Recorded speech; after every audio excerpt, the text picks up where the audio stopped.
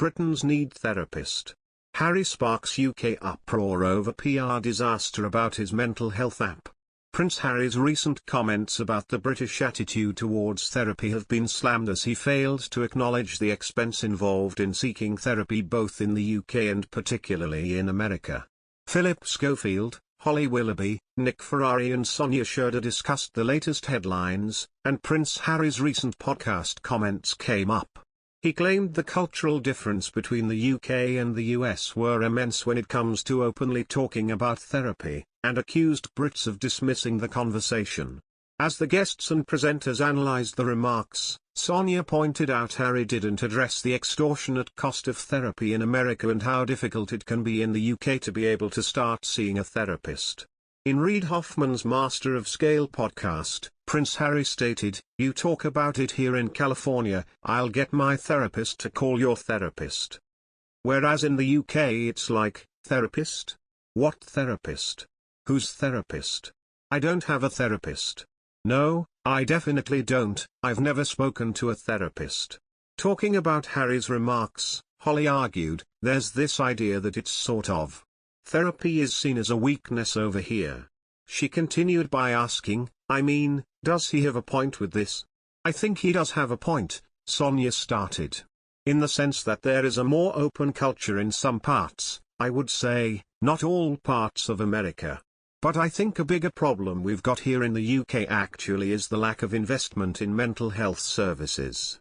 So if you're having issues, if you're suffering from anxiety, the waiting lists for talking therapies are just insane. You could be waiting months and months, some people even years.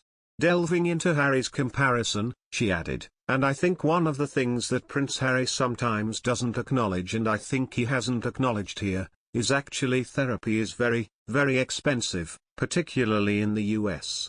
So there are some people who can access therapy in the US very easily, but there are some parts in the US with very high levels of poverty and people going through really difficult mental health issues would have no access to it.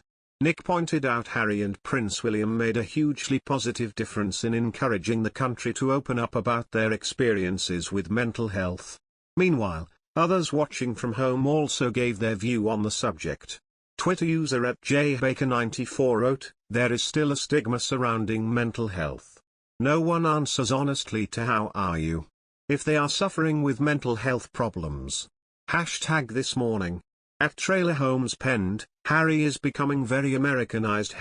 #this morning. Employers still hate people with mental health illnesses. #this morning, shared at Icky Bicky. At Lady Fernie asked, why do they keep reporting news on Prince Harry and Sparkle? #this morning. At Miss Lionheart shared, of course there are some people who can access a therapist easily, and they are called A-list celebrities. #this morning. Sick of hearing about Prince Harry so much for being private. #this morning. At Queen_Vix88 posted. It comes as ex-Vanity Fair editor Tina Brown accuses Harry of continuing the campaign to disrupt Charles' future reign. Speaking to Marie Claire to promote her new book, The Palace Papers, Princess Diana's former diarist said Harry's actions were a continuation of the War of the Wales.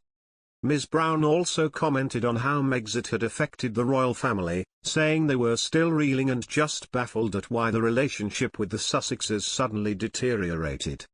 Meghan got angry so fast, and that's what's rocked the family.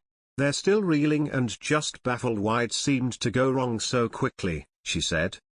It's still a source of great pain to them. They were also completely knocked for six when they decided to do the Oprah interview, and now Harry's doing a book.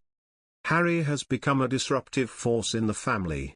For them, it's like Diana's son is continuing the campaign to disrupt Charles' future reign, and the War of the Wales continues.